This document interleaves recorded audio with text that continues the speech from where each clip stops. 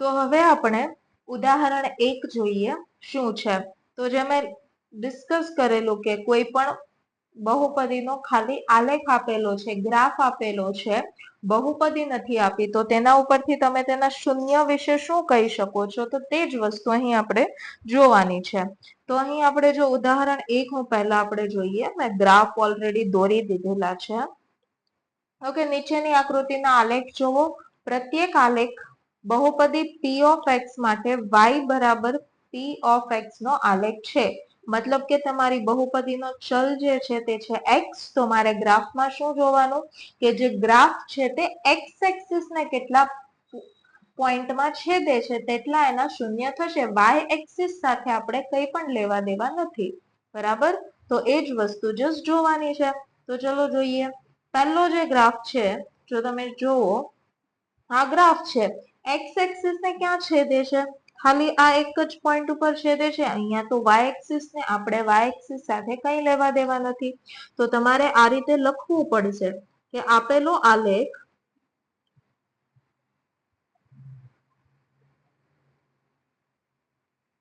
X અક્ષને એક જ બિંદુમાં છેદે છે,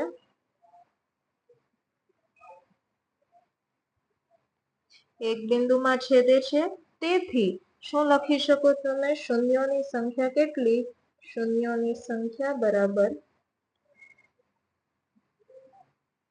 1, બરાબર?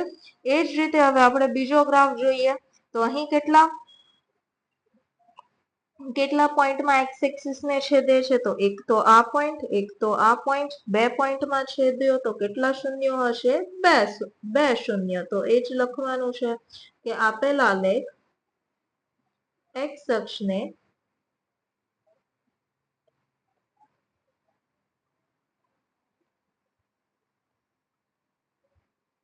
બે બિંદુમાં છેદે છે, તેથી શૂન્યોની સંખ્યા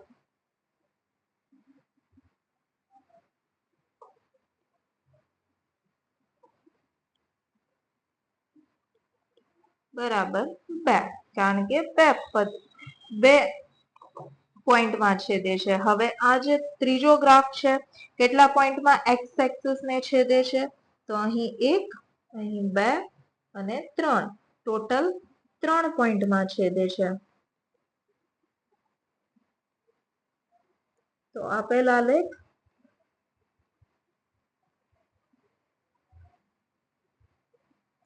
એક્સ અક્ષને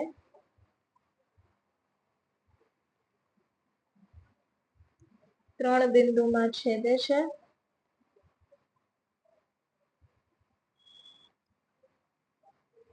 તેથી શૂન્યોની સંખ્યા બરાબર 3. જે ચોથો આલેખ છે, કેટલા પોઈન્ટમાં છેદે છે? તો આ જે આલેખ છે આવો કંઈક છે. કેટલા પોઈન્ટમાં એક્સ એક્સિસ ને છેદે છે? ખાલી આ એક પોઈન્ટ. અહીં તો વાય એક્સિસ ને છેદે છે. ઓલવેઝ ધ્યાન રાખજો, વાય એક્સિસ ને નથી જોવાની. કઈ એક્સિસ જોવાની છે એના પરથી ખબર પડશે તમારો જે ક્વેશ્ચન છે એના પરથી. અહીં મારા ક્વેશ્ચનમાં જે બહુપદી છે p ઓફ x છે, જે ગ્રાફ છે તે y equal to p of x. આપણે આ p ઓફ x જ જોવાનો. p ઓફ x નો ગ્રાફ છે એટલે હું x એક્સિસ જોઈશ. જો આવો ક્વેશ્ચન આવશે નહીં, પણ બાય ચાન્સ પૂછે છે કે p ઓફ y નો ગ્રાફ આપેલો છે, કે બહુપદી તમારી y ના પદમાં છે, x માં નથી, તો આ p ઓફ y નો ગ્રાફ આપેલો છે, તો તેવું તે સવાલમાં લખીને આપશે. ત્યારે તમે જોશો y એક્સિસ ને કેટલા પોઈન્ટમાં છેદે છે. અહીં p ઓફ x નો ગ્રાફ છે, તો આપણે ખાલી જોઈશું x અક્ષને કેટલા પોઈન્ટમાં છેદે છે, બસ. કે અહીં લખવાનું રહી ગયું. કેટલા શૂન્યો છે? 2 બિંદુમાં છેદો તો શૂન્યોની સંખ્યા થઈ ગઈ 2. અહીં શૂન્યોની સંખ્યા થઈ ગઈ 3. અહીં કેટલા બિંદુમાં છેદે છે? ખાલી એક જ બિંદુમાં, તો શૂન્યોની સંખ્યા થઈ ગઈ 1. તો હેતુલક્ષી પ્રશ્ન માટે ખૂબ જ આઈએમપી 1 માર્ક્સમાં ઇઝીલી પૂછાઈ શકે. આપેલો આલેખ એક્સ અક્ષને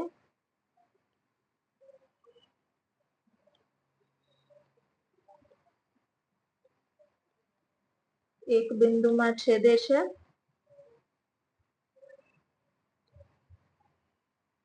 તેથી શૂન્યની સંખ્યા બરાબર 1. જ્યારે પાંચમો જે ગ્રાફ છે તેને જોઈએ તો અહીં આવો કંઈક ગ્રાફ છે. આ ગ્રાફના આકારને કહેવાય પરવલય આકાર, પરવલય. આ એક જ બિંદુમાં છેદે છે તો અહીં પણ શૂન્યોની સંખ્યા એક જ. આપેલા આલેખ એક્સ અક્ષને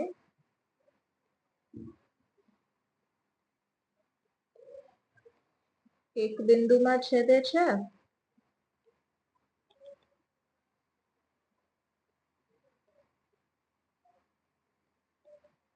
તેથી શૂન્યની સંખ્યા એક. જ્યારે જે છઠ્ઠો છે તેમાં કેટલા બિંદુમાં છેદે છે તો ચલો ગણીએ. અહીં એક બિંદુ, પછી અહીં બીજું, આ ત્રીજું અને આ ચોથું. તો ટોટલ 4 બિંદુમાં છેદે છે તો કેટલા શૂન્યો મળશે?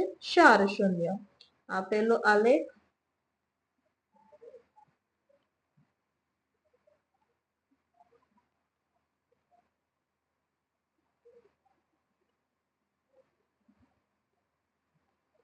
એક્સ અક્ષને 4 બિંદુમાં છેદે છે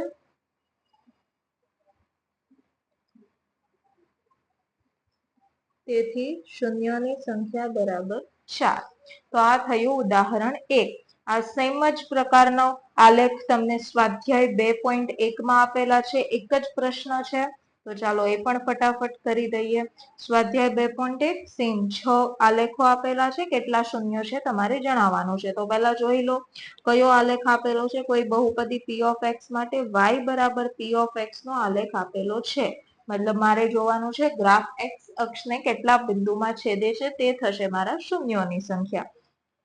તો પહેલો આલેખ જો તમે જોઈશો, આ તો એક સમક્ષિતિજ રેખા છે, હોરિઝોન્ટલ લાઈન.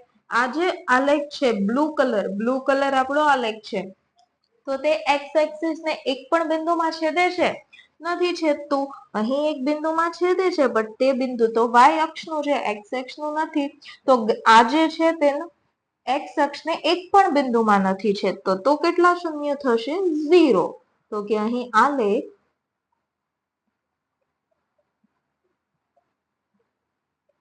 એક્સ અક્ષને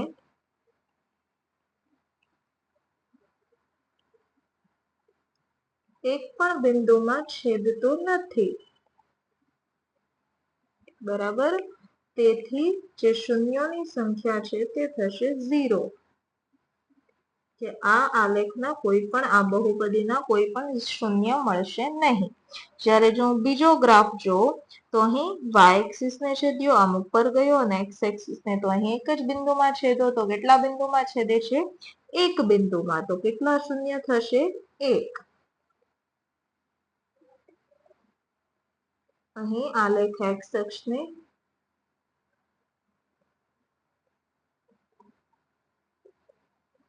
એક બિંદુમાં છેદે છે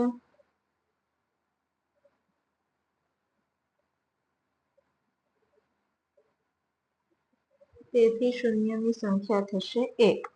હવે જો ત્રીજો ગ્રાફ જોઈએ આપણે, કેટલા બિંદુમાં એક્સ અક્ષને છેદે છે તો આ થયું એક બિંદુ, આ થયું બીજું બિંદુ, આ થયું ત્રીજું બિંદુ. 3 બિંદુમાં ટોટલ છેદ્યો તો કેટલા શૂન્ય થશે? 3 શૂન્ય. આલેખ આપેલ આલેખ એક્સ અક્ષને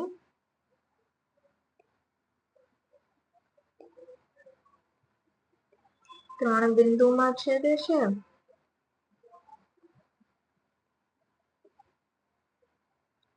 તેથી શૂન્યોની સંખ્યા બરાબર 3. જ્યારે આ તમે જોઈશો ચોથો ગ્રાફ, કેટલા બિંદુમાં એક્સ અક્ષને છેદે છે? નેગેટિવ સાઈડ છે તો પણ નો પ્રોબ્લેમ. આ એક બિંદુ, આ એક બીજું બિંદુ, 2 બિંદુમાં તો શૂન્ય થઈ ગયા 2.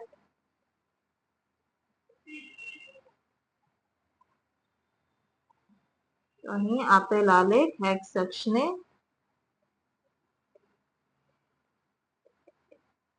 બે બિંદુમાં છેદે છે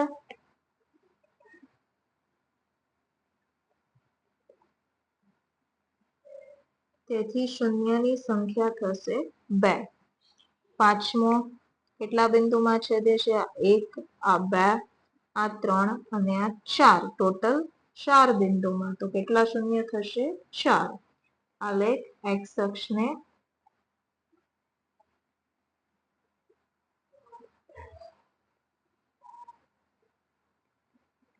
4 બિંદુમાં છેદે છે, તેથી જે તમારા શૂન્યો છે તેની સંખ્યા બરાબર 4.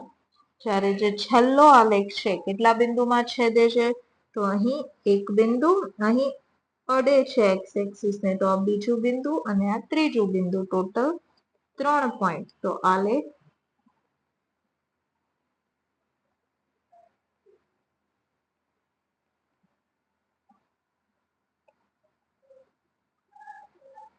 એક્સ અક્ષને 3 બિંદુમાં છેદે છે,